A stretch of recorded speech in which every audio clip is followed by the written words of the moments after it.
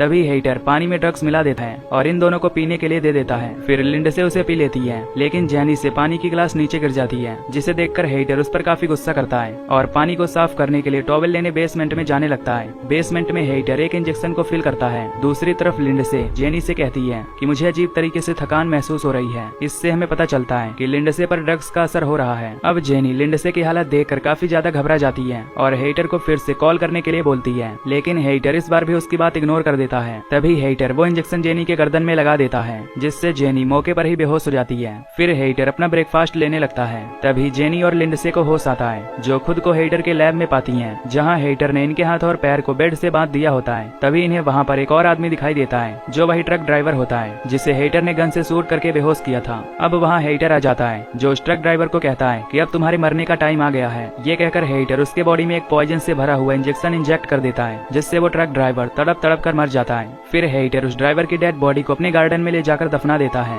इसके बाद हम देखते हैं कि हेटर अपनी बेहोशी वाली इंजेक्शन से एक जापानीज आदमी को बेहोश करके अपने घर लाता है। फिर हेटर उसे अपने लैब में ले जाता है और इन सबको अपना इंट्रो देता है कि वो एक रिटायर्ड सर्जन है। साथ ही वो इन्हें बताता है कि वो किस तरह से इन तीनों को आपस में जोड़ने वाला है, जिसमें सबसे पहले वो इनके घुटने के लिगामेंट्स को तोड़ देगा ताकि ये लोग अपने पैर पर खड़े ना हो पाएं। इसके बाद वो पहले इंसान के बैक साइड को दूसरे इंसान के मुंह के साथ जोड़ेगा और दूसरे इंसान के बैक साइड को तीसरे इंसान के साथ ज्वाइंट करके उन्हें आपस में जोड़ देगा, जिससे जब पहला आदमी खाना खाए तो उसका वेस्ट मटेरियल दूसरे इंसान के बॉडी से होते हुए तीसरे आदमी के मुंह में चला जाए, जैसा कि हमें डायग्राम में समझाया गया है। अब ये सुनकर तीनों काफी ज्यादा हैरान होते हैं, क्योंकि वो डॉक्टर इनके साथ बहुत गंदा एक्सपेरिमेंट करने वाला होता है। खैर, सबसे पहले हेटर उस जापानीज आदमी को सेलेक्ट करता है, जिसमें वो उसे एक बेहोशी का इंजेक्शन देता है। ये देखकर जेनी जोर जोर से चिल्लाने लगती है, लेकिन वहाँ कोई भी उसकी हेल्प करने वाला नहीं था। अब हेटर जेनी के पास जाकर उसे भी बेहोशी का इंजेक्शन लगाने की कोशिश करता है। तभी लिंडसे अपने दांतों की मदद से रस्सियों को खोल देती है और वहाँ से भागने लगती है, लेकिन उसके हाथ में एक निडल लगी हुई थी, जिसके कारण उसके दांत की चमड़ी कट जाती है और उससे काफी ब्लीडिंग होने लगती है। पर वो किसी तरह एक रूम में चली जाती है और उसका डोर लॉक कर देती है। तभी हेटर वहाँ आकर उस रूम के विंडो को तोड़ देता है। ये देखकर लिंडसे वहाँ से भागने लगती है। फिर लिंडसे स्विमिंग पूल में कूद जाती है। हेटर भी उसे ढूंढते हुए वहाँ आ जाता है, जो लिंडसे को गन पॉइंट पर ले लेता है,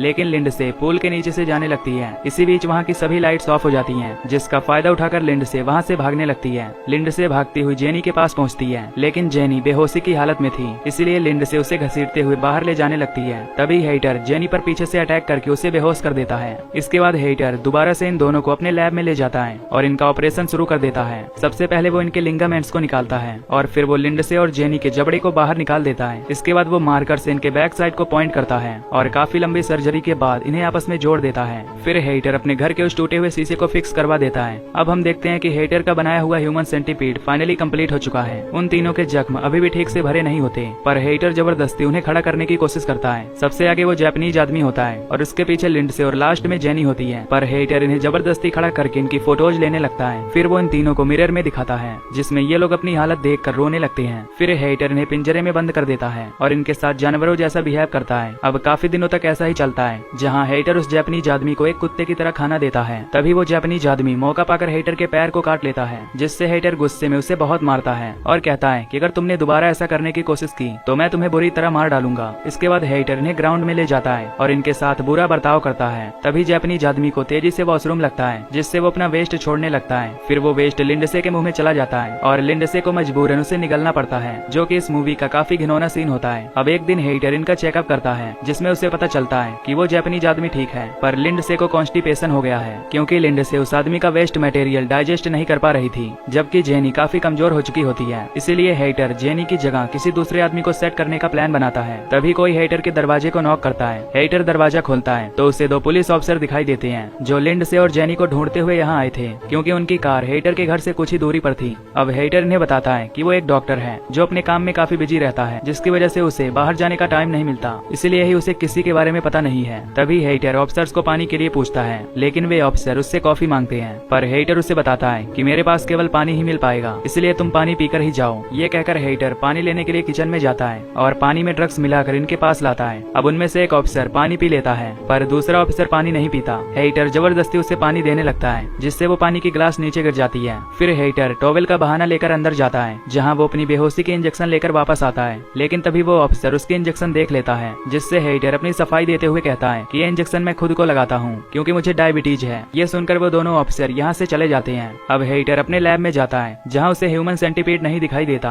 तभी वो जापानीज आदमी हेटर के पैर में एक नाइफ घुसा देता है, जिससे हेटर नीचे गिर जाता है। फिर वो हेटर के गले को काट लेता है और यहाँ से जाने लगता है। इसके बाद ये तीनों ऊपर जाने की कोशिश करते हैं। अब काफी ज्यादा घाव होने के कारण ये तीनों ऊपर नहीं जा सकते थे, पर ये किसी तरह ऊपर जाने की कोशिश करते हैं, जिससे इनके सर्जरी वाले हिस्से से ब्लीडिंग होने लगती है। लेकिन ये किसी तरह ऊपर आ ही जाते हैं। हेटर भी उठ खड़ा होता है और इनका पीछा करने लगता है। इधर जापानीज आदमी उसी रूम में पहुंचता है जिसका शीशा टूटा हुआ था, क्योंकि इन्हें नहीं पता होता कि हेटर ने ग्लास को चेंज करा दिया है। इसके बाद जापानीज आदमी उस शीशे को तोड़ने की कोशिश करता है। तभी उसके सामने हेटर आ जाता है, जिसे देखकर वो जापानीज आदमी एक कांच लेकर अपना गला काट लेता है, जिससे उसकी मौके पर ही मौत हो जाती है। तभी यहाँ वो दोनों पुलिस ऑफिसर भी आ जाते हैं, लेकिन इन्हें वहाँ कोई भी दिखाई नहीं देता। इसलिए ये दोनों हेटर के लैब में जाते हैं, पर वहाँ पर भी कोई मौजूद नहीं था। तभी उनमें से एक पुलिस ऑफिसर को ड्रग्स का नशा होने लगता है, जबकि दूसरा ऑफिसर हेटर को ढूंढते हुए दूसरे कमरे में जाता है, जहाँ उसे ये तीनों लोग मिल जाते हैं, जो कि अब ह्यूमन सेंटीपीड बन चुके थे। ये देखकर वो ऑफिसर काफी ज्यादा डर जाता है और अपने साथी को ढूंढने के लिए बाहर जाने लगता है।